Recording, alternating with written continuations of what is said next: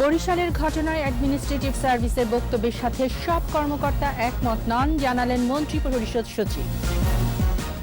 জানুয়ারি ফেব্রুয়ারির মধ্যে ৮ কোটি মানুষকে ভ্যাকসিন দেবে সরকার, সপ্তাহ ব্যবধানে কমল শনাক্ত ও মৃত্যু হার। ভিকটিম সাপোর্ট সেন্টারে থাকবে জাপানি 2 শিশু, মা বাবা দুজনই দেখা করতে পারবে, 31শে আগস্ট সিদ্ধান্ত। কক্সবাজারে সিনহা হত্যা মামলার সাক্ষ্য গ্রহণ শুরু, প্রথম দিন সাক্ষী দিলেন বড় বোন শারমিন শাহরিয়া ফেরদৌস। মার্কিন সেনা না সরলে করুণ পরিণতির হুঙ্কার তালেবানের, কাবুল বিমানবন্দরে ফের গোলাগুলি।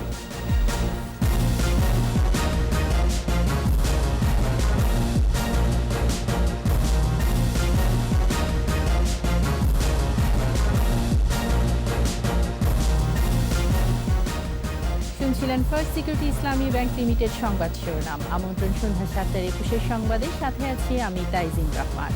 দর্শক, 21 টেলিভিশনের সংবাদ একই সাথে সরাসরি দেখতে পাবেন আমাদের ফেসবুক পেজ www.facebook.com/2124 অনলাইনে। এছাড়া সংবাদ আরও থাকছে।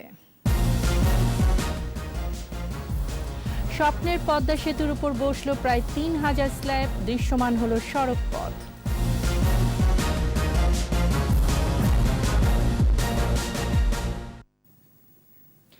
করোনার টিকার 2 ডোজের মধ্যে সময়ের ব্যবধান আরও কমিয়ে আনা যায় কিনা তা খতিয়ে দেখার নির্দেশ দিয়েছেন প্রধানমন্ত্রী শেখ হাসিনা। মন্ত্রিসভার বৈঠক শেষে প্রধানমন্ত্রীর এই নির্দেশনার কথা জানান মন্ত্রিপরিষদ সচিব খন্দকার আনোয়ার ইসলাম। বৈঠকে 18 অক্টোবর শেখ রাসেল দিবস পালনের সিদ্ধান্ত হয়। এদিকে প্রশ্নের উত্তরে বরিশালের ঘটনায় অ্যাডমিনিস্ট্রেটিভ সার্ভিসের বক্তব্যের সাথে সব সচিব একমত নন বলে জানান মন্ত্রিপরিষদ সচিব। বিস্তারিত সাইদুল ইসলামের রিপোর্টে। প্রধানমন্ত্রী শেখ হাসিনার সভাপতিত্বে মন্ত্রিসভার বৈঠক। গণভবন থেকে ভার্চুয়ালি যোগ দেন প্রধানমন্ত্রী। বৈঠকে বাংলাদেশ সুপ্রিম কোর্টের বিচারকদের বেতন সুবিধাদি আইন ও ভ্রমণ ভাতা আইন, Bangladesh legal practitioners and bar council সংশোধন আইনের খসড়ার নীতিগত অনুমোদন দেওয়া হয়। এছাড়া 18 অক্টোবর শেখ রাসেল দিবস পালন এবং দিবসটিকে খ শ্রেণী থেকে ক শ্রেণীভুক্ত করার সিদ্ধান্ত নেয় মন্ত্রিসভা। শিশুদের মধ্যে একটা বড় ইম্প্যাক্ট ক্রিয়েট করার জন্য এটাকে যদি ক শ্রেণীভুক্ত করা হয় তাহলে বেটার হবে, তাহলে এটা সারা দেশের শিশুদের কাছে একটা আলাদা আবেদন সৃষ্টি করবে। সভা শেষে সাংবাদিক সম্মেলনে বিস্তারিত জানান মন্ত্রিপরিষদ সচিব। জানান, করোনা টিকার প্রথম ডোজ থেকে দ্বিতীয় ডোজের মধ্যবর্তী সময় কিভাবে কমানো যায় সেজন্য প্রধানমন্ত্রী সংশ্লিষ্ট কমিটিকে খতিয়ে দেখার নির্দেশ দিয়েছেন। আমরা যে 2 মাস পরে যে 2টা ডোজ দিচ্ছি সেটাও অনেক দেশে দেখা যাচ্ছে আরও কম সময়ে সেকেন্ড ডোজ দিচ্ছে, সেই বিষয়টাও বিবেচনা করার জন্য HPM বিশেষ ইনস্ট্রাকশন দিয়ে দিচ্ছে। মাননীয় প্রধানমন্ত্রী ইনস্ট্রাকশন দিয়েছে শুধু শ্রমিক না, তাদের ফ্যামিলি সুদ্ধা তারাও যেন ফোররানার হিসেবে ট্রিটেড হয়। প্রশ্নের উত্তরে সচিব জানান, বরিশালের ঘটনায় বাংলাদেশ অ্যাডমিনিস্ট্রেটিভ সার্ভিসের বিবৃতির ভাষা যথাযথ হয়নি। আমি যখন কথা বলছি সব সচিবরা যারা ছিলেন বা অন্যান্য কর্মকর্তারা তারা সবাই এই বিবৃতির সাথে দ্বিমত পোষণ করছে যে এই জাতীয় ল্যাঙ্গুয়েজ আসলে এটা ভুলছে। শিক্ষা প্রতিষ্ঠান দ্রুত সময়ের মধ্যে খোলার বিষয়েও বৈঠকে আলোচনা হয়েছে বলে জানান সচিব। শিক্ষা মন্ত্রণালয় আজকেও কথা হয়েছে। তারা সাইদুল ইসলাম, 21 টেলিভিশন, ঢাকা। টিকার সরবরাহ ও মজুদ থাকার সাপেক্ষে টিকাদান কর্মসূচির পরিধি নির্ধারিত হবে। স্বাস্থ্যমন্ত্রী জাহিদ মালিক এখন থেকে নিবন্ধন ছাড়া টিকা দেওয়া হবে না। তবে জানুয়ারি ফেব্রুয়ারির মধ্যে ৮ কোটি মানুষকে টিকার আওতায় আনা হবে। এদিকে 24 ঘন্টায় করোনায় মারা গেছে আরও 117 জন।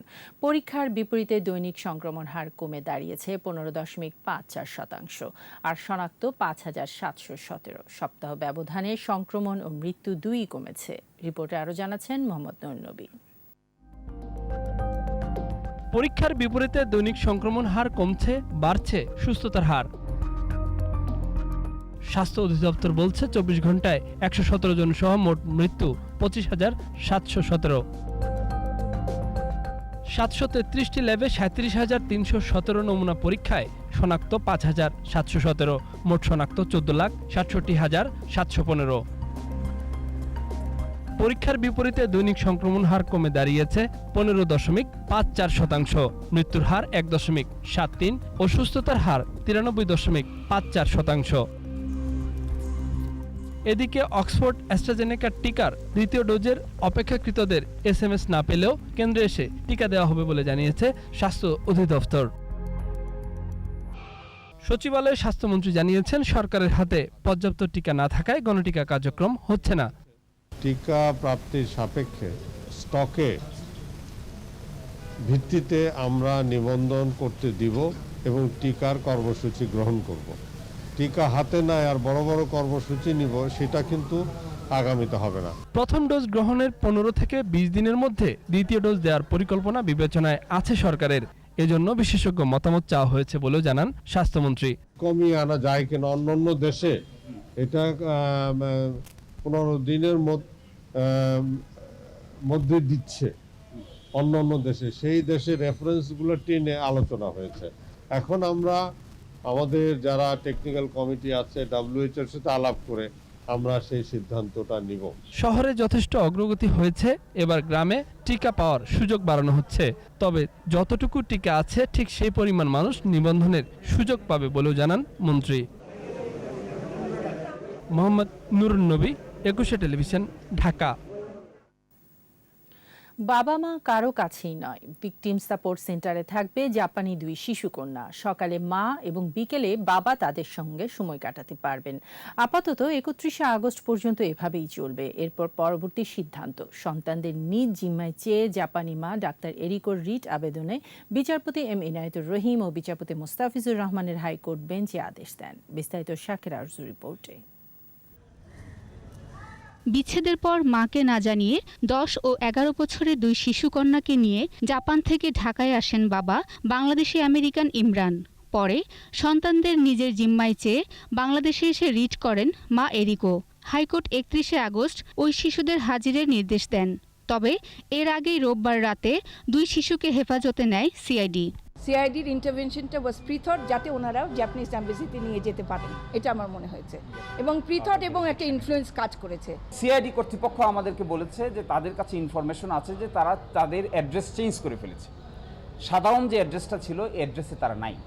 এই জন্য তারা চিন্তা করেছে 31 তারিখ তারা যদি কোর্টে প্রডিউস করতে না পারেন আর তারা জুরিসডিকশন ত্যাগ করে চলে যান, তাহলে এটি আইন শৃঙ্খলা বাহিনীর জন্য একটি দুর্ভাগ্যজনক হবে। শুনানিতে শিশুদের বাবা এবং মায়ের আইনজীবী দুজনই তাদের আইনজীবী সনদ কোর্টের জিম্মায় রেখে শিশুদের যার যার জিম্মায় রাখার আবেদন করেন। বাচ্চা কোথায় নিরাপত্তা বোধ করেন, কোথায় তার ভালোবাসা বোধ করেন, বাচ্চার ওইখানেই থাকতে চাইবেন, সেটাই বাচ্চার জন্য মঙ্গল। পরে আদালত শিশু দুটিকে বাবা মা দুজনে দেখা করার সুযোগ দিয়ে ভিকটিম সাপোর্ট সেন্টারে রাখার আদেশ দেন। 31শে আগস্ট পর্যন্ত এই কন্যা সন্তানরা থাকবেন ভিকটিম সাপোর্ট সেন্টারে। এই সময়টাতে সকাল 8টা থেকে 1টা পর্যন্ত মা তাদের সাথে সময় কাটাবেন এবং বিকাল 3টা থেকে রাত 8টা পর্যন্ত বাবা তাদের সঙ্গে সময় কাটাবেন। Now I'm very happy with the court decision. At least I have temporary visitation right. আদালত বলেন দুপক্ষই বসে এই সমস্যার সমাধান করা উচিত। বাবা মায়ের দ্বন্দ্বে সন্তানরা সবচেয়ে বেশি ক্ষতিগ্রস্ত হয় বলেও মন্তব্য করেন আদালত। শাকের আরজু, 21 টেলিভিশন, ঢাকা। কক্সবাজারে চাঞ্চল্যকর অবসরপ্রাপ্ত সেনা কর্মকর্তা সিনহা হত্যা মামলার সাক্ষ্য গ্রহণ শুরু হয়েছে। সাক্ষ্য গ্রহণের সময় 15 আসামিকে আদালতে হাজির করা হয়। মামলার বাদী নিহত সিনহার বড় বোন শারমিন শাহরিয়া ফেরদৌস প্রথম দিনই সাক্ষ্য দিয়েছেন। কক্সবাজার প্রতিনিধি আব্দুল আজিজের রিপোর্ট, জানাচ্ছেন মুশফিকা নাসনীন। সকালে অবসরপ্রাপ্ত সেনা কর্মকর্তা সিনহা মোহাম্মদ রাশেদ খান হত্যা মামলার আসামি বরখাস্ত ওসি প্রদীপ সহ 15 আসামিকে আদালতে হাজির করা হয়। এরপর শুরু হয় সাক্ষ্য গ্রহণ। টানা 3 দিন কক্সবাজারের জেলা ও দায়রা জজ আদালতে চাঞ্চল্যকর এই হত্যা মামলাটি সাক্ষ্য গ্রহণ চলবে। মামলার মোট 83 জন সাক্ষীর মধ্যে 15 জনের সাক্ষ্য দেওয়ার কথা। এর মধ্যে মামলার বাদী নিহত সিনহার বড় বোন শারমিন শাহরিয়া ফেরদৌসের সাক্ষ্য দিয়ে শুরু হয় মামলার বিচার কার্যক্রম। জেলা ও দায়রা জজ আদালতের পিপি অ্যাডভোকেট ফৈদুল আলম জানান, গেল 16 আগস্ট বিচারক মোহাম্মদ ইসমাইল তারিখ পুনর্নির্ধারণ করেন। তবে করোনা পরিস্থিতিতে বারবার তারিখ বদলে যায়। আয়ুর সাথে যিনি যোগাযোগ রেখে যেসব আসামিদের নাম সাসিতে আসছে তাদের বিরুদ্ধে উনি আজকে সাক্ষ্য প্রদান করেছেন। এখনো কিন্তু যারা চলছে ওসি প্রদীপ এবং এসআই লিয়াকতের সাক্ষ্যে মামলার যে জেরাটা কালকে শুরু হবে এবং আমরা আশা করতে পারি কালকে এই জেরাটা শেষ হবে দুজনেরই।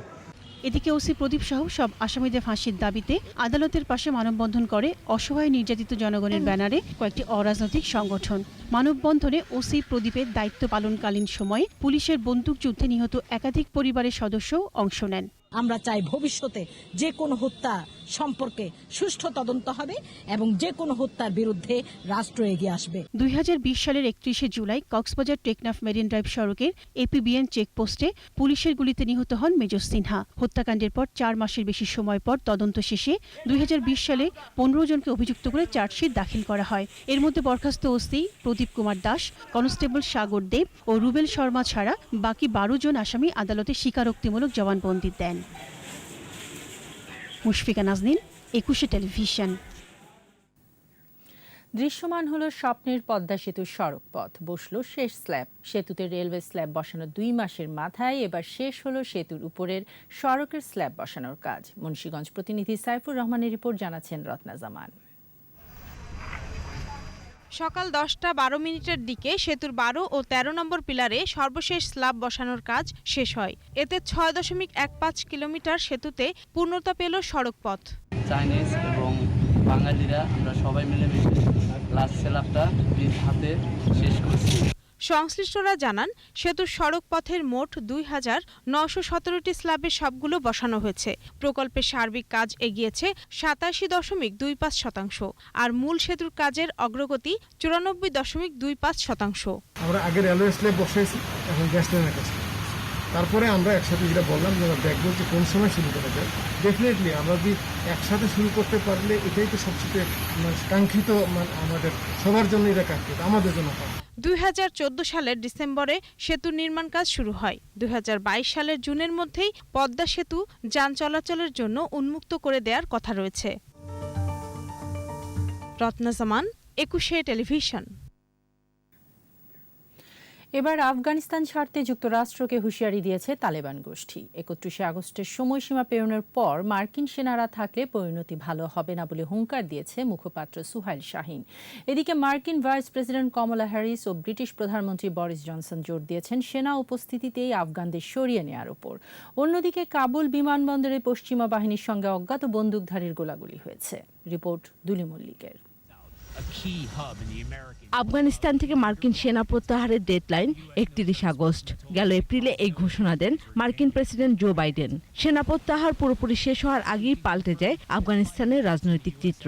মার্কিন সমর্থিত সরকারকে হটিয়ে ক্ষমতা দখলে নেয় তালেবান। কাবুল জুড়ে সৃষ্টি হয় বিপর্যস্ত পরিস্থিতি। দেশ ছাড়তে এখন কাবুল বিমানবন্দরে বিভিন্ন দেশের হাজার হাজার নাগরিক। মার্কিন সেনা রয়েছে প্রায় 6000। এই অবস্থায় পশ্চিমা জোট সেনা প্রত্যাহারের সময়সীমা বাড়ানোর দাবি জোরালো করছে। খোদ প্রেসিডেন্ট জো বাইডেনও তার ইঙ্গিত দিয়েছেন। ব্রিটিশ প্রধানমন্ত্রী বরিস জনসন এরই মধ্যে মঙ্গলবার অনুষ্ঠিত হতে যাওয়া G7 বৈঠকে এ ব্যাপারে যুক্তরাষ্ট্রকে আবেদন জানাবেন। সিঙ্গাপুরে সফররত মার্কিন ভাইস প্রেসিডেন্ট কমলা হ্যারিসও নাগরিকদের সরিয়ে নেওয়াকেই প্রাধান্য দিয়েছেন। এরপরই তালেবানদের হুঁশিয়ারি, সেনা প্রত্যাহারের সময়সীমা বাড়ালে মার্কিনরাই দখলদার হিসেবে গণ্য হবে উল্লেখ করে ফলাফল ভালো হবে না বলে সতর্ক করেছে তালেবানের মুখপাত্র সুহাইল হাসিন। চলমান এ পরিস্থিতির মধ্যে কাবুল বিমানবন্দরের ভেতরে হামলা চালায় অজ্ঞাত বন্দুকধারী। পশ্চিমা ও আফগান নিরাপত্তা বাহিনীর সঙ্গে গোলাগুলি চলে, নিহত হয় এক আফগান নিরাপত্তা কর্মী। অন্যদিকে কাবুলের উত্তরে পঞ্জশি প্রদেশে লড়াইকে ঘিরে পাল্টাপাল্টি দাবি উঠেছে। তালেবানদের দাবি প্রদেশটি ঘিরে ফেলেছে তারা, আর বিরোধী জোটের দাবি 24 ঘন্টায় 300 তালেবানকে হত্যা করেছে তারা। দুলি মল্লিক, 21 টেলিভিশন। নিচ্ছি সংবাদ বিরতি, বিরতির পর যা থাকবে। বিএনপির নেতৃত্বের প্রতি তাদের কর্মীদেরই আস্থা নেই বললেন ওবায়দুল কাদের। সরকারের পদত্যাগ চান ফখরুল। আগস্টের মধ্যেই ডেঙ্গু পরিস্থিতি নিয়ন্ত্রণে আসবে নগরবাসীকে উত্তর সিটি মেয়রের আশ্বাস।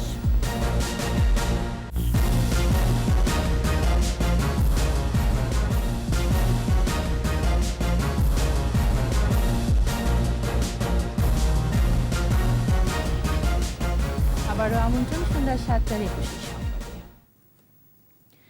বিএনপি নেতৃত্বের প্রতি তাদের নেতাকর্মীদেরই কোনো আস্থা নেই বলে মন্তব্য করেছেন আওয়ামী লীগ সাধারণ সম্পাদক ওবায়দুল কাদের। এক আলোচনা সভায় তিনি বলেছেন, বিএনপির গণঅভ্যুত্থান দিবা স্বপ্নের মতো। তাদের আন্দোলনে জনগণ তো দূরে থাক, দলের কর্মীরাও মাঠে নামে না। অন্য এক আলোচনায় তথ্য ও সম্প্রচার মন্ত্রী বলেছেন, হত্যা আর সন্ত্রাসের রাজনীতির কারণে বিএনপি এখন জনবিচ্ছিন্ন। বিস্তারিত জানাচ্ছেন রিয়াদ সুমন। জাতির পিতার হত্যাকাণ্ড, মুক্তিযুদ্ধের ইতিহাস ধ্বংস করার ষড়যন্ত্র শীর্ষক ভার্চুয়াল আলোচনা সভা।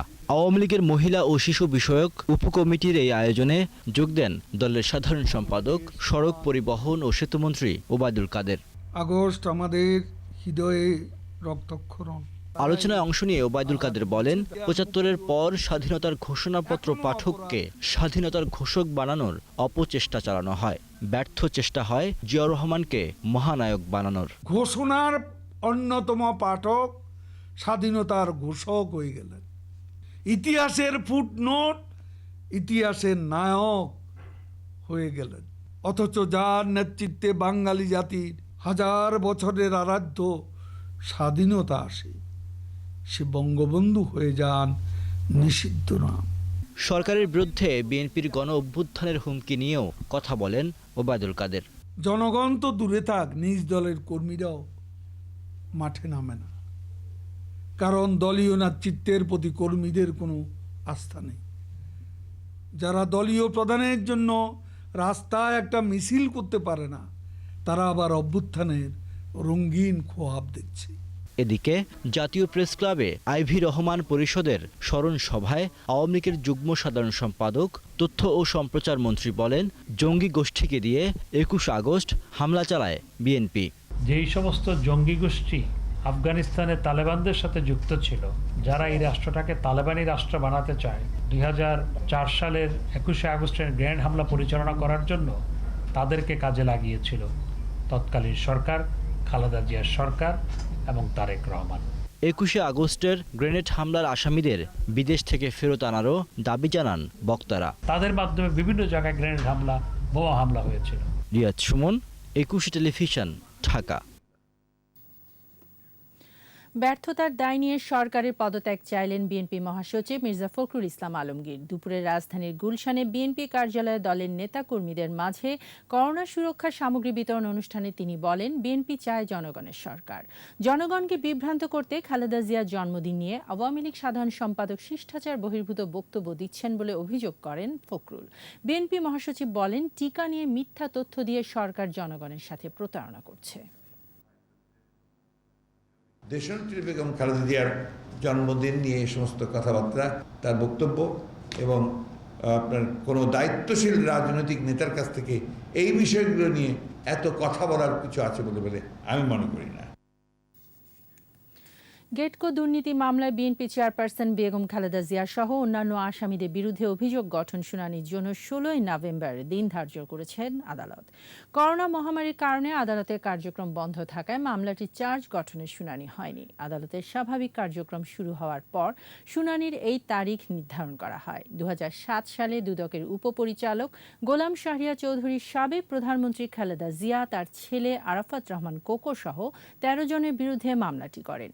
২০০৮ সালের ১৩ই মে খালেদা জিয়া সহ ২৪ জনের বিরুদ্ধে চার্জশিট দেওয়া হয়।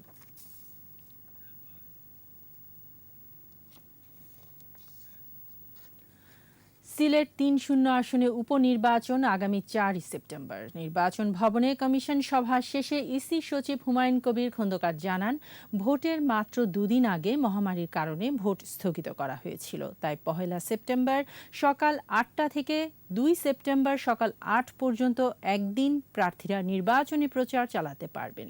সিলেট ৩ আসনে দুবার তারিখ পরিবর্তন করেও নির্বাচন করতে পারেনি ইসি। সর্বশেষ ২৮ জুলাই এই আসনে ভোট গ্রহণের তারিখ নির্ধারিত ছিল, কিন্তু করোনা সংক্রমণের কারণে হাইকোর্টের নির্দেশে ভোট স্থগিত করা হয়। কমিশনের সিদ্ধান্ত এটি যে আগামী ৪-৯-২০২১ তারিখে নির্বাচনটি অনুষ্ঠিত হবে। ৪,০০০ ভোট আমাদেরকে ডিসেম্বরের মধ্যে ইউনিয়ন পরিষদের করতে হবে, আর জেলা পরিষদের তো অলমোস্ট সবগুলাই ম্যাচিওর হয়ে গেছে, সেটিও করতে হবে। এই সবগুলো ইলেকশন কমিশনের সিদ্ধান্ত হয়েছে যে ডিসেম্বরের মধ্যে করবেন। আগস্ট মাসের মধ্যেই ডেঙ্গু পরিস্থিতি নিয়ন্ত্রণে আসবে বলে নগরবাসীকে প্রতিশ্রুতি দিলেন ঢাকা উত্তর সিটির মেয়র আতিকুল ইসলাম। তিনি জানিয়েছেন, হটস্পট নির্ধারণ করে অতিরিক্ত ম্যাজিস্ট্রেট দিয়ে মিরপুর, মোহাম্মদপুর ও উত্তরা এলাকায় অভিযান চলবে। আর কীটতত্ত্ববিদদের কাছে মশার লার্ভা ধ্বংসে বিশ্বে নতুন কি ওষুধ আছে সে বিষয়ে পরামর্শ চেয়েছেন মেয়র আতিক। মাহমুদ হাসানের রিপোর্ট। দক্ষিণ কাফরুল এলাকায় স্বেচ্ছাসেবক লীগের ত্রাণ বিতরণ কর্মসূচিতে যোগ দেন ঢাকা উত্তর সিটির মেয়র আতিকুল ইসলাম। সাংবাদিকদের প্রশ্নের জবাবে মেয়র বলেন, উত্তর সিটির উত্তরা, মিরপুর ও মোহাম্মদপুরে এডিসের ঘনত্ব বেশি। নির্মাণাধীন ভবনগুলোতে 65% লার্ভা পাওয়া যাচ্ছে। মেয়র জানান, শিশুরাই সবচেয়ে বেশি ঝুঁকির মধ্যে রয়েছে। ম্যাক্সিমাম ঘনত্ব যেটা দেখছি আমরা, যে কনস্ট্রাকশন বাসা বাড়িতে হচ্ছে, সুতরাং কনস্ট্রাকশন বাসা বাড়িতে আমাদের ম্যাজিস্ট্রেটের এবং আমাদের যে নির্দেশনা সেটা কিন্তু এখন থেকে বেশি হবে। WHO ওয়ার্ল্ড হেলথ অর্গানাইজেশন থেকে বলছে যে এইসব দেশে ডেঙ্গির রোগী বেশি বাচ্চাদের জন্য, ওই সব বাচ্চাদেরকে কিন্তু ফুল স্লিপ পড়তেই হবে।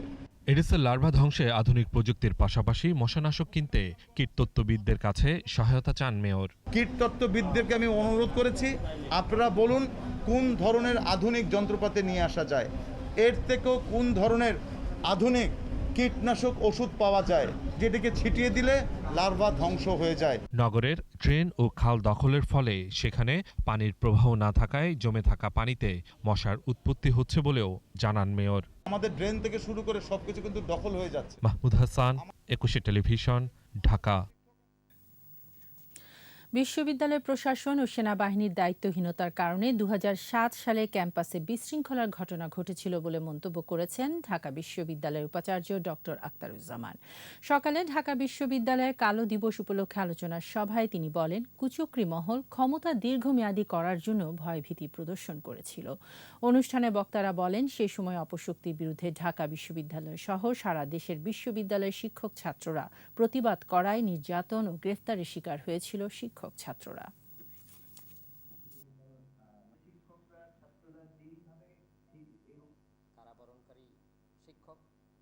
ক্যাম্প স্থাপন করা, আরেকটি হলো ক্যাম্প স্থাপনের অনুমতি দেওয়া। এই দুটোই একটি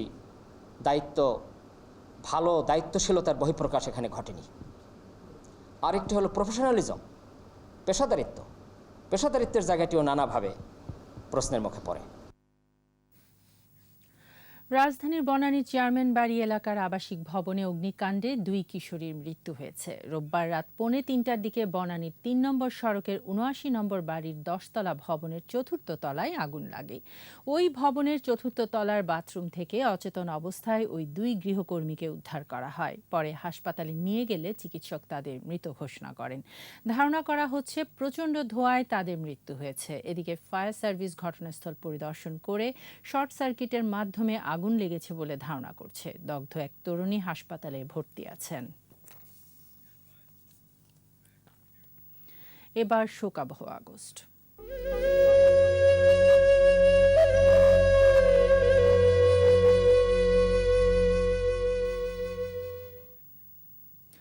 অদম্য সাহসের দুরন্ত নাম শেখ মুজিব। কুসংস্কার, ধর্মান্ধতা আর সাম্প্রদায়িকতার বিরুদ্ধে প্রতিবাদের নাম শেখ মুজিব। জাতির পিতা বঙ্গবন্ধু শেখ মুজিবুর রহমানের আদর্শ, আত্মত্যাগ আর দেশপ্রেম তরুণ প্রজন্মের কাছে লক্ষ্য অর্জনের মূল মন্ত্র। সাহসী তারুণ্যের চোখে বঙ্গবন্ধুই বাঙালি জাতির ত্রাতা। তার অসমাপ্ত স্বপ্ন বাস্তবায়নে এই প্রজন্মই কাঁধে তুলে নিতে চায় দায়িত্ব। রিপোর্টে আরও জানাচ্ছেন আকবর হোসেন সুমন।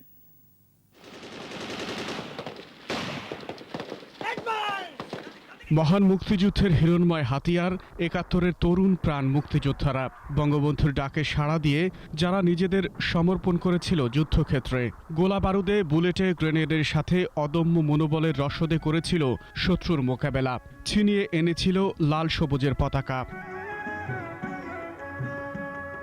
বঙ্গবন্ধুই ছিলেন তরুণদের সাহসের বাতিঘর।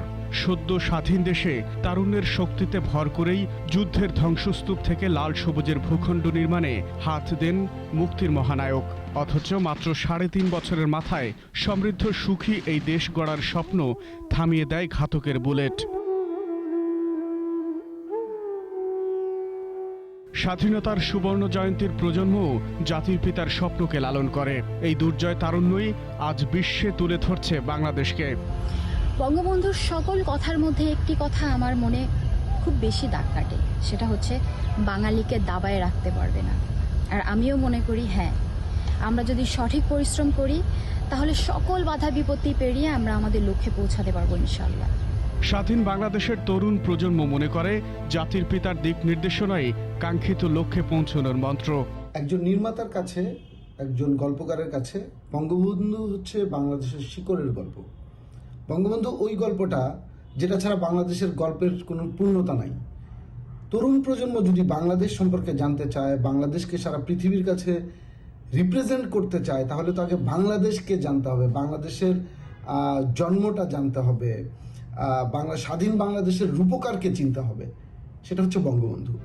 বঙ্গবন্ধুর সোনার বাংলা গড়ার স্বপ্নের রূপকার কন্যা শেখ হাসিনার পদাঙ্ক অনুসরণে অগ্রযাত্রার পথে সামিল হতে চায় লাল সবুজ প্রজন্ম। আকবর হোসেন সুমন, 21 টেলিভিশন, ঢাকা। নিচ্ছি সংবাদ বিরতি, যখন ফিরছি তখন থাকবে। করোনাকালেও সঞ্চয়পত্র বিক্রিতে রেকর্ড সুদের হার বাজার ভিত্তিক করার পরামর্শ। প্রতিশ্রুতি থেকে সরে এসেছে তালেবান, আতঙ্ক ও অনিশ্চিত জীবনের শঙ্কা বাড়ছে।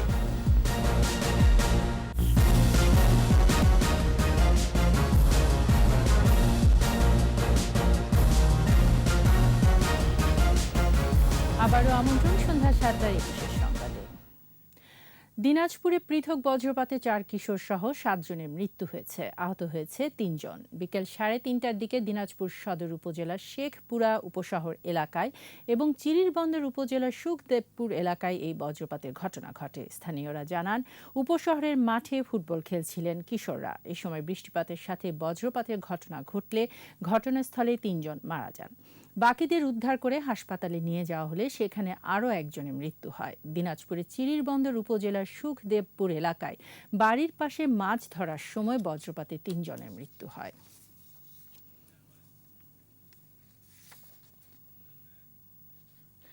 করোনাকালে রেকর্ড সঞ্চয়পত্র বিক্রি হয়েছে। গেল অর্থ বছরে এ খাতের সরকারের ঋণের পরিমাণ ছিল 1,12,000 কোটি টাকা, যা আগের অর্থ বছরের তুলনায় প্রায় 3 গুণ বেশি।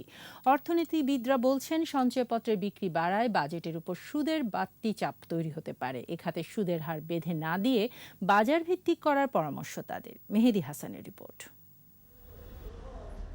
করোনার কারণে পৃথিবীব্যাপী চলছে আর্থিক সংকট। একদিকে মানুষের স্বাস্থ্য ঝুঁকি, অন্যদিকে রয়েছে কর্ম হারানোর আশঙ্কা।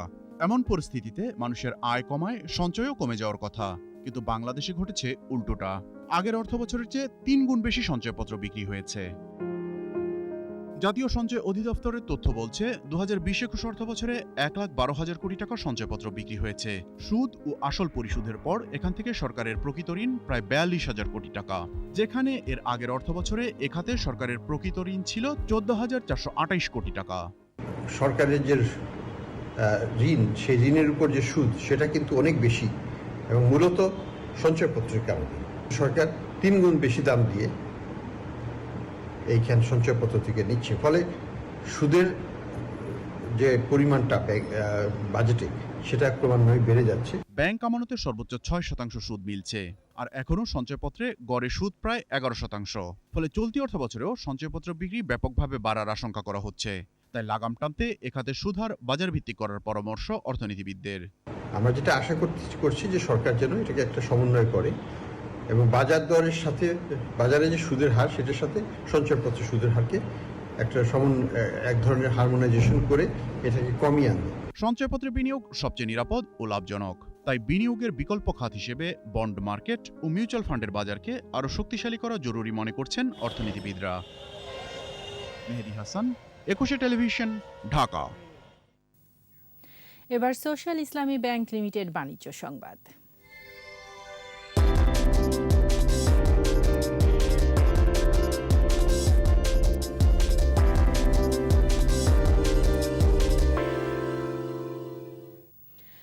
সিলেটের শ্রীহট্ট অর্থনৈতিক অঞ্চলে শুরু হলো ডিবিএল ইন্ডাস্ট্রিয়াল পার্কের কার্যক্রম। উদ্বোধনী অনুষ্ঠানে উপস্থিত ছিলেন প্রধানমন্ত্রীর মুখ্য সচিব ডক্টর আহমেদ কায়কাউস, অর্থনৈতিক অঞ্চল কর্তৃপক্ষের চেয়ারম্যান শেখ ইউসুফ হারুন সহ ডিবিএল গ্রুপের শীর্ষ কর্মকর্তারা।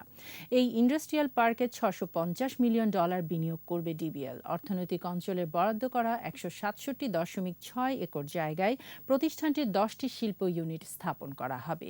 এতে 6,000 মানুষের কর্মসংস্থান হবে বলে আশা করা হচ্ছে।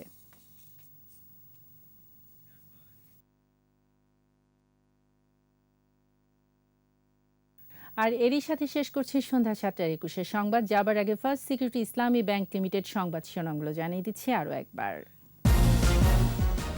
বরিশালের ঘটনায় অ্যাডমিনিস্ট্রেটিভ সার্ভিসের বক্তব্যের সাথে সব কর্মকর্তা একমত নন, জানালেন মন্ত্রিপরিষদ সচিব।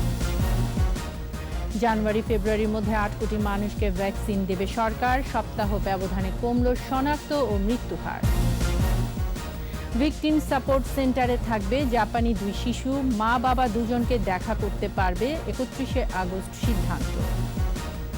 কক্সবাজারের সিনহা হত্যা মামলার সাক্ষ্য গ্রহণ শুরু, প্রথম দিন সাক্ষী দিলেন বড় বোন শারমিন শাহরিয়া ফেরদৌস। মার্কিন সেনা না সরলে করুণ পরিণতির হুঙ্কার তালেবানের, কাবুল বিমানবন্দরে ফের গোলাগুলি।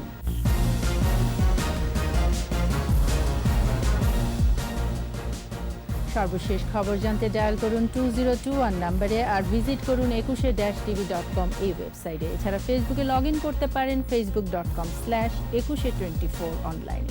পরের সংবাদ রাত 9টায় দেখার আমন্ত্রণ রইল। স্বাস্থ্যবিধি মেনে চলুন, সুস্থ থাকুন।